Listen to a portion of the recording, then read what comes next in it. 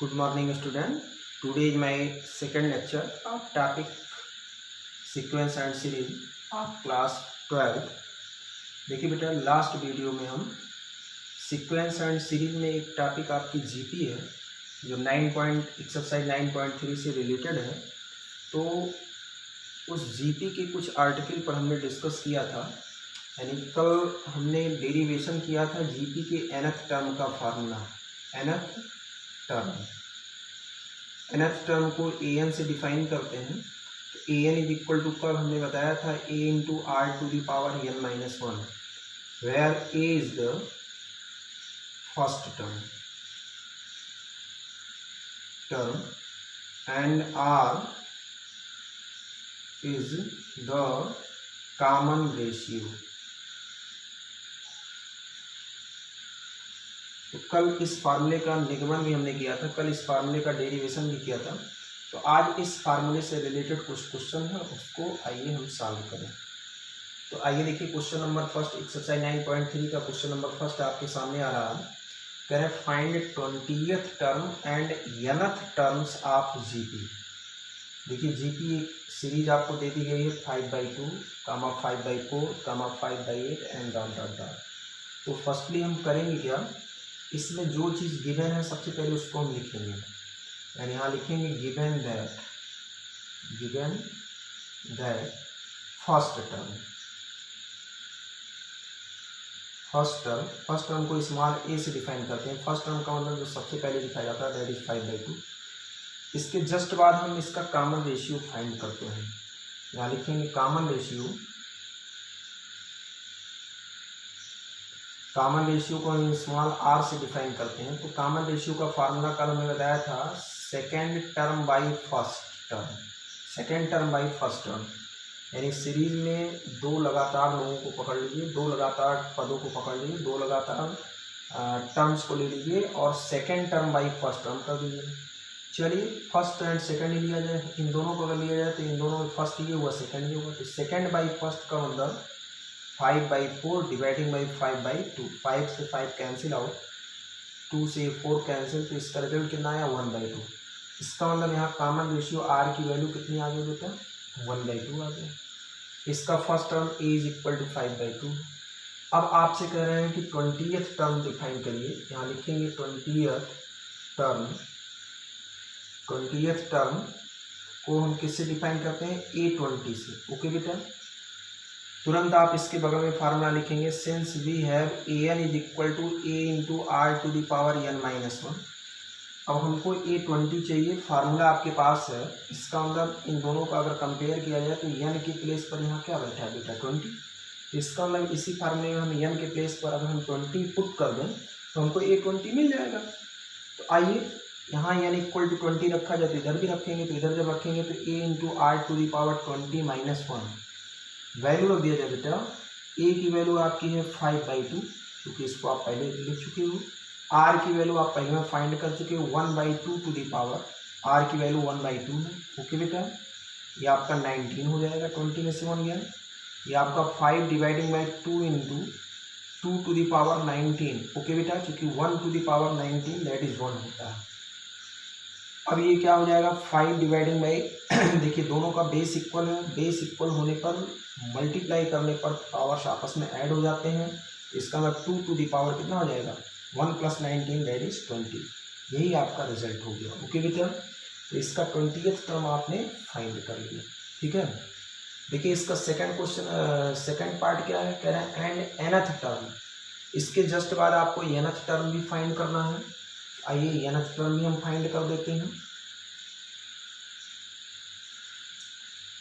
यानी आप यहाँ क्या लिखेंगे nth टर्म। तो nth टर्म को an से डिफाइन करते हैं। तो nth टर्म का फार्मूला आपको पता है a into are to the power n minus one होता है। a की वैल्यू आपके पास है 5/2, r की value that is 1/2 to the power, ये आपका n माइनस वन है। आप यहाँ दे देंगे since we have a is equal to 5/2 and r is equal to 1/2। Okay बेटा, अब हम इसको सिंप्लीफाई करेंगे। ये आपका 5/2, ये आपका 1 to the power n minus one, क्योंकि ब्रैकेट जब ओपन होगा तो ये जो पावर होता है, पावर नोमिनेटर एंड डिनोमिनेटर दोनों पर डिस्ट्रीब्यूट होता है। ओके बेटा, ये आपका 1 to the power n minus 1, ये आपका 2 to the power n minus 1। और आपको पता होगा कि 1 पे चाहे जितने का पावर हो उसकी वैल्यू हमेशा 1 होती है। तो 1 to the power n minus 1 की वैल्यू क्या हो जाएगी, यहाँ आप जान लीजिए 1 to the power n minus 1 की वैल्यू दैट इज कितना 1। ओके बेटा, ये आपका हो जाएगा 5/2 into 1 dividing by 2 to the power n minus 1। अब यहाँ हम देख रहे हैं डिनोमिनेटर में, इसके हर में देखिए दोनों का बेस इक्वल है। बेस इक्वल होने पर गुणा करने पर घातें जुड़ जाती हैं, पावर्स आपस में ऐड हो जाते हैं। तो इसका अंदर 2 to the power 1 plus n minus 1, minus 1 plus 1 cancel out, that is 5 dividing by 2 to the power n। ये इसका रिजल्ट होगा। ओके बेटा, इस क्वेश्चन में वास्तव में कह क्या रहा था, कह रहा था कि find the 20th and nth term, यानी आपसे यहाँ दो बातें पूछ रहा था। आपसे पूछ रहा था कि इसका 20वां पद, यानी इस सीरीज का 20वां पद तथा nवां पद आप डिफाइन कर दीजिए। तो भाई 20वां पद और nवां पद डिफाइन करने के लिए हमने क्या किया, इसका फर्स्ट टर्म लिख दिया, इसका कॉमन रेशियो लिख दिया, और अकॉर्डिंग टू दिस फार्मूला, इस फार्मूले को हमने लगाया इसके nth टर्म वाले फार्मूले को, और ए और आर की वैल्यू हमने पुट कर दिया और इसको सॉल्व कर दिया, रिजल्ट आपके सामने हो गया। ओके बेटा, चलिए नेक्स्ट क्वेश्चन की तरफ आगे बढ़ते हैं।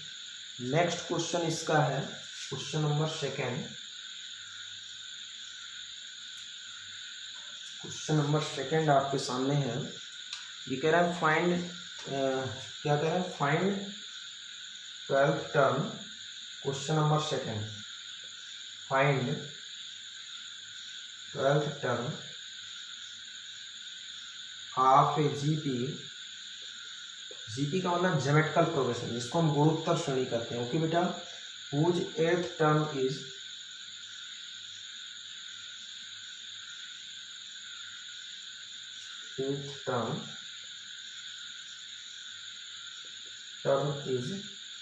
ये कह रहा है 192 and the common ratio is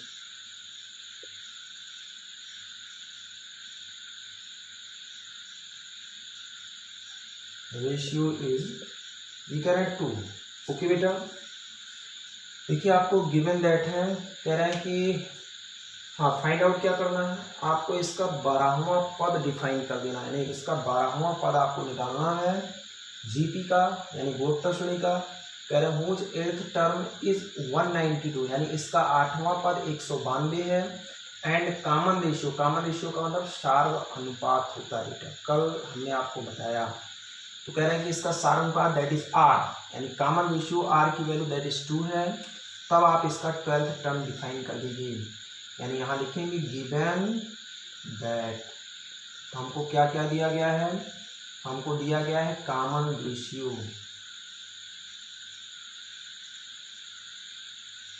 common ratio को क्या कहते हैं बेटा, सार्व अनुपात। ओके बेटा, तो कॉमन रेशियो को किससे डिफाइन किया जाए, स्मॉल आर से। कॉमन रेशियो की वैल्यू 2 दिया गया है। कह रहे हैं कि इसका 8वां पद यानी 8th term is equal to कह रहा है 192, और 8th टर्म को किससे डिफाइन किया जाए, A8 से। ये आपका 192। ओके बेटा, बताइए हमारे पास फार्मूला है nth टर्म का an equal to a into are to the power n minus 1। अब हमको A8 चाहिए, इसका अंदर इससे इसको जब हम कंपेयर करवाएंगे तो n के प्लेस पर यहाँ क्या दिख रहा है, 8 दिख रहा है। इसका अंदर इसी फार्मूले में n के प्लेस पर अगर हम 8 रख देंगे तो हमको A8 की वैल्यू मिल जाएगी। आइए चलिए रखा जाए, n के प्लेस पर 8 रखेंगे तो a into are to the power 8 minus 1 हो जाएगा। तो आपका a into are to the power 8 minus 1 is equal to 192। Okay बेटा, चलिए कुछ वैल्यू है आपके पास है, उस वैल्यू को आप रखेंगे। आपके पास क्या दिया गया है, आपको गिवन दैट है इसका कॉमन रेशियो r की वैल्यू 2 है, तो 2 की वैल्यू r की वैल्यू हम रखेंगे 2 to the power 8 minus 1 that is 7। ये आपका 192 आप यहाँ दे देंगे। Since we have r is equal to 2, आप इसको सिंप्लीफाई करिए तो आपका हो जाएगा a is equal to 192 dividing by 2 power 7 को आप तोड़ लीजिए, 2 दूनी 4 दूनी 8 दूनी 16 दूनी 32 दूनी 64 64 दूनी 128। चलिए इसको थोड़ा सिंप्लीफाई कर दीजिए। ए इज इक्वल टू 19, यानी ऐसा करिए, देखिए 4 से कैंसिल होगा, 4 से 4 चौका 16, हाँ 4 से हो जाएगा, 4 3 12 4। चलिए 8 से जरा चेक करिए, 8 दूनी 16, 8, हाँ 8 से भी हो जाएगा, 8 4, हाँ तो 8 से, चलिए 8 से कैंसिल करिए, तो ये आपका हो जाएगा A is equal to 192 dividing by कितना 128, तो 8 दूनी 16, 3 19 और 32 हुआ, तो 8 चौक 32, 8 करने में 8 4 12 48, 8 6 48। अभी फिर ये 4 से कैंसिल होगा, 4 चौका 4 6, 2 से 2 3 2 दूनी, यानी ए की वैल्यू कितनी हो गई 3/2। ओके बेटा, इस तरीके से आप इसको कैलकुलेट कर सकते हैं। अब बताइए आपके पास ए की वैल्यू हो गई, आर की वैल्यू हो गई, तो अब आपसे किसी भी टर्म के बारे में पूछे तो आप उसको आसानी से डिफाइन कर सकते हो। वैसे भी हमने आपको अर्थमेटिकल प्रोग्रेशन, जब हमने आपको समांतर श्रेणी जब मैं पढ़ा रहा था तो उसमें हमने बताया था कि यहाँ 2 ही लोग बेटा मेन होते हैं, एक इसका फर्स्ट टर्म और एक इसका, अर्थमेटिकल प्रोग्रेशन में बात कर रहा हूँ, एक इसका फर्स्ट टर्म और एक इसका common difference, that is D, है ना, यानी जिसको हम प्रथम पद और सार्व अनुपात कहते हैं, सॉरी सार्व अंतर कहते हैं। तो इसी प्रकार आप लोग जान लीजिए कि गुणोत्तर श्रेणी में यानी ज्योमेट्रिकल प्रोग्रेशन में 2 ही लोग मेन होते हैं, यानी एक इसका फर्स्ट टर्म और एक इसका कॉमन रेशियो आर। अगर आपके पास इसका फर्स्ट टर्म यानी प्रथम पद तथा कॉमन रेशियो यानी इसका सार्व अनुपात अगर आपके पास हो तो आप इस सीरीज के बारे में सब कुछ जान सकते हो। तो आपके पास देखिए आर की वैल्यू थी, यानी इसका कॉमन रेशियो था, ए की वैल्यू नहीं थी, ए की वैल्यू हम दिए गए कंडीशन के अकॉर्डिंग डिफाइन कर चुके हैं। अब इसके जस्ट पश्चात चाहे आपसे 12th टर्म पूछे या 100th टर्म पूछे, कोई भी टर्म पूछे, आप इसको बड़े आसानी से डिफाइन कर सकते हो। देखिए कैसे, अब आपसे कह रहा है कि आप इसका 12th टर्म डिफाइन करिए, तो 12th term means that is कितना A12। ओके बेटा, आपके पास देखिए फार्मूला है, फार्मूला तो यही मैंने लिखा था, चलिए एक बार फिर से लिख दिया जाए, an is equal to a into are to the power n minus 1। अब हमको A12 चाहिए, तो इसका मतलब n के प्लेस पर क्या दिख रहा है 12, इसका मतलब इस फॉर्म में 12 रख दिया जाए, a into are to the power 12 minus 1, तो ये आपका हो जाएगा a into are to the power 11। a की वैल्यू रखा जाए, a की वैल्यू कितनी है बेटा, ये आपका 3/2 इंटू आर की वैल्यू यहीं कहीं था, आर की वैल्यू दैट इज कितना 2 टू द पावर 11। देखिए 2 से इसका देखिए एक पावर कैंसिल हो गया, इसका मतलब 3 इंटू 2 टू द पावर कितना 10। ओके बेटा, ये आपका 3 इंटू 2 टू द पावर 10 की वैल्यू निकाल दीजिए, कि निकालना ये सम पॉसिबल है, यानी 10 बार 10 का गुणा कर दीजिए, सॉरी 2 का 10 बार मल्टीप्लाई कीजिए, 2 दूनी 4 दूनी 8 दूनी 16 दूनी 32 दूनी 64 दूनी 128 दूनी 256 दूनी 512 दूनी 10 512 दूनी कितना हो गया 512, 2 दूनी 4, 2 कन्ने 2 1024 में। ओके बेटा, आप इसका मल्टीप्लाई कर दीजिए, 3 चौक के 12, 3 दूनी 6 1 7, है ना बेटा, 3 दूनी 6 1 7 और 3 शून्य 0, 3 कन्ने यानी कितना होगा 372, ये आपका रिजल्ट होगा। ओके बेटा, तो क्वेश्चन नंबर 2 भी आपका कंप्लीट होगा, समझ में आया होगा आप लोगों को। चलिए नेक्स्ट क्वेश्चन की तरफ आगे बढ़ते हैं, नेक्स्ट क्वेश्चन नंबर 3 की तरफ।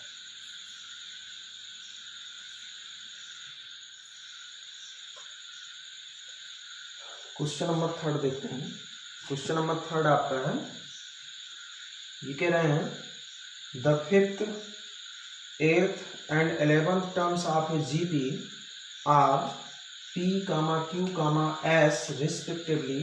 Can then show that Q square is equal to P into S. Question number 3 आपके सामने है, करें the 5th, 8th and 11th terms of a GP are P, Q and कितना बेटा, ये आपको यस बोल रहे हैं, है ना, कह रहे हैं रिस्पेक्टिवली। चलिए रिस्पेक्टिवली कह रहे हैं then so that Q square is equal to, that q square is equal to p into s, आपको ये प्रूफ करना है। ओके बेटा, बहुत ही आसान क्वेश्चन है, घबराने की कोई ज़रूरत नहीं है।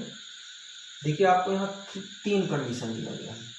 कह रहा है कि इसका 5वां पद, 8वां पद तथा 11वां पद क्रमशः P, Q, S, यानी 5वां पद आपका P है, 8वां पद इसका Q है तथा इसका 11वां पद S के इक्वल है। तब कह रहे हैं कि तब आप इसको सिद्ध कर दीजिए q square equal to p s. Okay बेटा, आप यहाँ लिखेंगे गिवन दैट देखिए इसका फिफ्थ टर्म आपको क्या दिया गया, पी के इक्वल, और फिफ्थ टर्म को आप किससे डिफाइन करते हो, A5 से। A5 की वैल्यू पी के इक्वल है। अब आपके पास मेन फार्मूला क्या है, a n is equal to, nth term का formula a n equal to a into are to the power n minus 1 होता है। ओके बेटा, तो हम करेंगे क्या, हमको A5 चाहिए, इसका मतलब इसी फार्मूले में n के प्लेस पर क्या बैठा जाए बेटा, 5 बैठा दिया जाए। ये आपका हो जाएगा a into are to the power 5 minus 1 is equal to p. यही तो A5 की वैल्यू होगी, अगर यहाँ 5 रखेंगे तो यहाँ 5 माइनस 1 हो जाएगा। ये आपका हो जाएगा a into are to the power 4, ये आपका p, that is equation number first. घबराने की कोई आवश्यकता नहीं है। देखिए पिछले वाले क्वेश्चन में, पिछले 1-2 क्वेश्चन में आपको a और r में से किसी न किसी एक की वैल्यू आपको दे दी जाती थी, इसमें किसी की वैल्यू नहीं दिया गया है, घबराने की कोई आवश्यकता नहीं है। ओके बेटा, चलिए आगे बढ़ते हैं। एंड नाउ अगेन आपको दिया गया है इसका एट्थ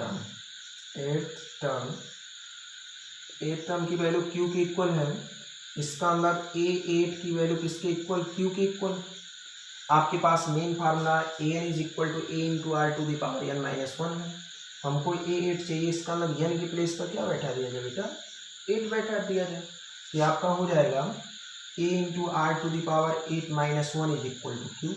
इसका मतलब a into are to the power 7 is equal to q, that is equation number second. Okay बेटा, चलिए आगे बढ़ते हैं।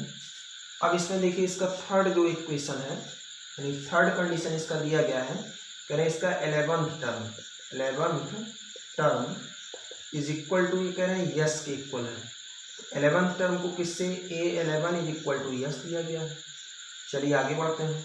A11 चाहिए, इसका मतलब इसी फार्मूले में n के प्लेस पर क्या बैठा है, 11 बैठा है। तो ये आपका हो जाएगा a into are to the power 11 minus 1, a into are to the power 11 minus 1 is equal to s। इसका मतलब a into are to the power 10 is equal to s, that is equation number third. यहाँ तक किसी को कोई problem नहीं होगी।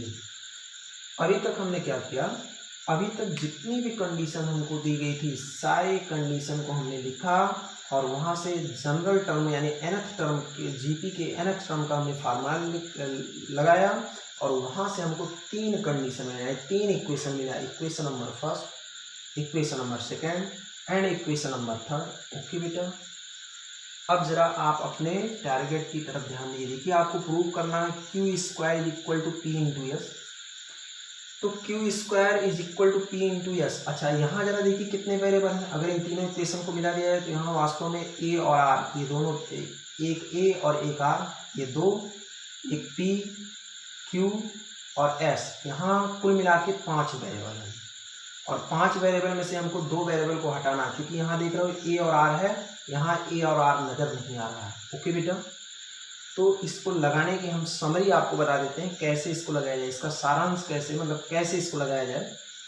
आप इसमें करेंगे क्या बेटा, मन चाहा कोई 2 इक्वेशन आप उठा लीजिए, मन चाहा जो आपकी इच्छा, चाहे आप इक्वेशन नंबर फर्स्ट सेकंड को ले लीजिए अथवा इक्वेशन नंबर सेकंड थर्ड को ले लीजिए अथवा equation number third and first को ले लीजिए, मतलब आपके ऊपर डिपेंड है आप कौन सा इक्वेशन लेते हो। आप इसमें मन चाहा किसी 2 इक्वेशन को आप उठाइए और उन दोनों इक्वेशन से आप a और r की वैल्यू फाइंड करिए। हमारी बात समझ रहे हैं ना। आप यहाँ मन चाहा कोई 2 इक्वेशन, चलिए हमने equation number first and second ले लिया, तो इन दोनों इक्वेशन को आपस में सॉल्व करते हुए a और r की, क्योंकि 2 इक्वेशन 2 वेरिएबल को सॉल्व करने के लिए कम से कम 2 इक्वेशन होनी चाहिए। तो 2 वेरिएबल a और r है, तो a और r को सॉल्व करने के लिए 2 इक्वेशन पर्याप्त है। तो इन दोनों इक्वेशन को अगर ले लिया जाए तो इन दोनों इक्वेशन को अगर हम आपस में सॉल्व करेंगे तो a और r की वैल्यू मिलेगी कि नहीं मिलेगी, बिल्कुल मिलेगी। तो ए और आर की वैल्यू जैसे ही मिल जाएगी इन दोनों इक्वेशन से, तुरंत ए और आर की वैल्यू इक्वेशन नंबर 3 में उठा के रख देंगे, और इक्वेशन नंबर 3 में ए और आर की वैल्यू जैसे ही रखेंगे तो इसका मतलब ए और आर यहाँ से एलिमिनेट हो जाएगा, और तुरंत ये प्रूफ हो जाएगा q square is equal to p into s. Okay बेटा, आइए equation number first and second लिया जाए। यहाँ लिखेंगे we solve equation number first and second. Okay बेटा, तो equation number first and second solve करने के लिए तो ऐसा किया जाए, क्योंकि यहाँ देखिए ए है और यहाँ भी ए है, तो एक वेरिएबल को हटाने के लिए इन दोनों में डिवाइड कर दिया जाए। यानी यहाँ लिखेंगे operating equation number first by equation number second, यानी इक्वेशन नंबर फर्स्ट में सेकंड से डिवाइड कर दीजिए। A into are to the power 4 dividing by a into are to the power 7 is equal to, ये बेटा आपका पी बाई क्यू, क्योंकि left hand side में डिवाइड होगा और राइट हैंड साइड में डिवाइड होगा। ए से ए कैंसिल आउट, आप इसको सिंप्लीफाई करिए तो आपका हो जाएगा 1/r टू द पावर 3, क्योंकि यहाँ 4 पावर है, यहाँ 7 पावर है, इसका मतलब 4 पावर इसका कम हो जाएगा। ये आपका कितना हुआ p बाई क्यू। ओके बेटा, यहाँ तक तो बात आप लोगों को समझ में आई होगी। चलिए फिर हम आगे बढ़ते हैं। ओके बेटा, तो यहाँ से क्या होगा, ये 1/r³ की वैल्यू क्या आई बेटा, p बाई क्यू आया। चलिए हमको a और r डिफाइन करना ना, तो a और r डिफाइन करने का मतलब r की वैल्यू पहले निकालिए। तो ऐसा करते हैं, r इधर लेके आइए, बाई क्रॉस मल्टीप्लाई करिए, ये आपका q का मल्टीप्लाई इसमें होगा, q इज इक्वल टू कितना, p इंटू r³। ओके बेटा, यहाँ से r³ की वैल्यू क्या हो जाएगी, p से डिवाइड, यानी q dividing by p। Okay बेटा, तो इसका मतलब r की वैल्यू क्या हो जाएगी, r की वैल्यू आपकी हो जाएगी q dividing by p to the power. हाँ, एक चीज़ और आप लोग जान लीजिए कि जब भी पावर ट्रांसफ़र होता है, जब भी घात जब भी ट्रांसफ़र होता है, तुरंत उसका रेसिप्रोकल हो जाता है।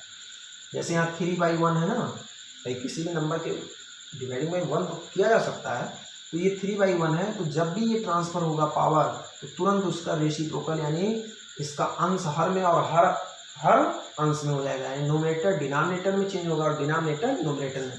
तो इसका मतलब 1 आपका ऊपर हो जाएगा और 3 आपका नीचे। ओके बेटा, इसका मतलब आपका q to the power 1/3 dividing by p to the power 1/3 हो गया। ओके बेटा, देखिए r की वैल्यू आप फाइंड कर चुके हो, अब केवल एक वैल्यू केवल बचा। कौन सी वैल्यू, a की वैल्यू। तो अभी आप इक्वेशन नंबर 3 नहीं उठाएंगे, इक्वेशन नंबर 3 आप लास्ट में उठाएंगे, जब a और r की फाइनल वैल्यू आप निकाल चुके होंगे तब। तो अभी तो आपको r की ही तो वैल्यू मिलेगी, अभी आपको a की आवश्यकता है। तो उस a की वैल्यू को फाइंड करने के लिए आप चाहे इक्वेशन नंबर फर्स्ट या सेकंड, इन दोनों में से किसी को आप यूज कर सकते हो। तो आइए चलिए आगे बढ़ा जाए, यहाँ से इसको हटाया जाए। चलिए यहाँ लिखेंगे putting r in equation number, चाहे फर्स्ट में रखिए या सेकंड, क्योंकि फर्स्ट एंड सेकंड दोनों को आप सॉल्व कर रहे हो, तो उसी में रखिए equation number first and we get, बताइए फ्रॉम इक्वेशन नंबर फर्स्ट से, फर्स्ट आपका क्या था बेटा, 5th टर्म, यानी a into are to the power 4 था, चेक कर लीजिए, ये इज इक्वल टू आपका p के इक्वल था। अब यहाँ आप r की वैल्यू रख दीजिए बेटा, तो r की वैल्यू रखेंगे तो a इंटू आर के प्लेस पर कितना रखेंगे, ऐसा करिए, ये वैल्यू रखिए, रहने दीजिए इसको, q by p to the power 1/3, तो आपका q by p to the power 1/3। और बताइए इस पर कितने का पावर है, 4 का पावर, तो इसलिए एक ब्रैकेट आपको यूज करना पड़ेगा। ये तो लिखा गया है, देखिए a into are to the power 4, तो a इंटू आर के प्लेस पर q by p to the power 1/3 लिखा जा सकता है ना। अब बताइए इसका पावर कितना लगाना है, 4, ऐसे डायरेक्टली लगा नहीं सकते, इस पर एक ब्रैकेट हमको यूज करना पड़ेगा, इज इक्वल टू कितना, p। ओके बेटा, चलिए आगे बढ़ते हैं, इसको थोड़ा सिंप्लीफाई करिए। तो सिंप्लीफाई का मतलब ये आपका हो जाएगा, घबराने को ऐसा नहीं, थोड़ा कैलकुलेशन है, ये आपका a इंटू, ये आपका q by p to the power, bracket जब ओपन होता है तो पावर्स का आपस में मल्टीप्लाई हो जाता है, 1/3 इंटू 4, दैट ये आपका 4/3 हो जाएगा, ये आपका p हो जाएगा। ओके बेटा, तो ये आपका हो जाएगा a, ये आपका q to the power 4/3 dividing by p to the power 4/3 is equal to p, है ना, ब्रैकेट ओपन किया तो ये पावर नोमिनेटर एंड डिनोमिनेटर दोनों पर यूज होगा। ए की वैल्यू क्या आ जाएगी, is equal to p into p to the power 4/3 dividing by q to the power 4/3। Okay बेटा, जो नीचे है कहाँ सेट होगा, ऊपर, और जो ऊपर है नोमिनेटर में है वो डिनोमिनेटर में सेट होगा। इधर देखिए दोनों का बेस इक्वल है, बेस इक्वल होने पर गुणा करने पर घातें जुड़ जाती हैं, तो p to the power 1 plus 4/3 dividing by q to the power 4/3, ये आपका p टू द पावर 4 के 4 3 7/3, ये आपका q to the power 4/3। Okay बेटा, देखिए a और r की वैल्यू आप फाइंड कर चुके हो, समझ लीजिए आपका सारा कष्ट खत्म हो गया है। बस आपको a और r की वैल्यू को कहाँ उठा के रख देना है, एक इक्वेशन जो आप छोड़े हो, किसमें, इक्वेशन नंबर 3 में। बस आप यहाँ क्या लिखेंगे, putting the value of a is equal to p to the power 7/3 dividing by q to the power 4/3 and r equal to क्या था बेटा, ये आपका q by p to the power 1/3, इसको डिस्ट्रीब्यूट कर लीजिए, ये आपका 1/3 और ये आपका 1/3 इन इक्वेशन नंबर किसमें, 3 में। देन फ्रॉम इक्वेशन नंबर 3 से, तो इक्वेशन नंबर 3 से अब इसकी आवश्यकता नहीं है, इसको हटाइए। तब जब आप ये वैल्यू रखेंगे तो कितना मिलेगा बताओ, तो फ्रॉम 3 क्या था, a into are to the power 10 is equal to क्या था बेटा, s था ना, वैल्यू रख दीजिए। a की वैल्यू आपके पास क्या है, p to the power 7/3 dividing by q to the power 4/3, ये आपका r की वैल्यू क्या है, q to the power 1/3 dividing by कितना, p टू द पावर 1/3, और टू द पावर क्या चल रहा है, टू द पावर ये आपका 10 इज इक्वल टू s है। ओके बेटा, चलिए ब्रैकेट सारे ओपन करिए, लेकिन वो अभी बहुत ही बचा के, ये आपका p to the power 7/3 dividing by q to the power 4/3 है ना, इनटू ये आपका हो जाएगा q to the power 10/3 dividing by p to the power 10/3 is equal to s। Okay बेटा, चलिए आगे बढ़ते हैं। इधर देखिए, ये देखिए दोनों का बेस देखिए, ये देखिए q है, ये q है, देखिए p है, p है, इसका मतलब यहाँ डिवाइड किया जा सकता है ना। तो ऐसा करते हैं, हमेशा बेस को उधर ही लिया जाता है जिधर पावर अधिक हो, जिधर पावर की अधिकता हो। तो ये 7/3 ज़्यादा है कि 10/3, 10/3 ज़्यादा है, तो इसका मतलब p को कहाँ लिया जाएगा, नीचे लिया जाएगा, और q में देखिए 10/3 ज़्यादा है, 4/3 कम है, तो इसका मतलब ये ऊपर सेट होगा। ये आपका हो जाएगा q टू दी पावर, ये देखिए इसका मतलब भाग देने पर घाते घट जाएंगे, तो ये आपका 10/3 माइनस आपका 4 कितना बताओ बेटा, 4/3 dividing by p to the power, ये देखिए इसका देखिए पावर ज़्यादा है ना, इसका मतलब ये नीचे की तरफ आएगा, ये आपका p to the power 10/3 minus, ये आपका प्लस है, नीचे आएगा क्या हो जाएगा माइनस कितना 7/3, और इज इक्वल टू क्या चल रहा है s। आप इसी को सिंप्लीफाई कर दीजिए, तो आपका q टू दी पावर देखिए 3 एलसीएम हो गया, 10 में से 4 गया, कितना होता है 6/3। ओके बेटा, dividing by p to the power 10, क्योंकि इसका देखिए डिनोमिनेटर दोनों का इक्वल है, इसलिए इसके नोमिनेटर में कोई इफेक्ट नहीं पड़ेगा, तो 10 में से 7 जाएगा कितना 3/3 इज इक्वल टू s, आपका 3 दूनी कितना 6, इसका मतलब q² डिवाइडिंग बाई 3 से 3 cancel out 1 is equal to s, इसका मतलब q² is equal to ps। Okay बेटा, यही आपको प्रूव करना था, बात सबको समझ में आई होगी। एक हमारे पास अल्टरनेटिव मेथड भी है, उस मेथड का उपयोग करके आप इसको आसानी से भी निकाल सकते हो, लेकिन इसका सही कॉन्सेप्ट यही है कि आप इसको थोड़ा सा डीपली में समझिए और इसको डीपली में लगाइए, पूरा विथ कॉन्सेप्ट आप लगाइए। ओके बेटा, वैसे अगर जो लोग जानना चाहते हैं तो ऐसे वो लोग जान लेंगे, थोड़ा सा हम हिंट देंगे। जो अल्टरनेट मेथड है, देखिए आप इक्वेशन नंबर फर्स्ट बनाए थे,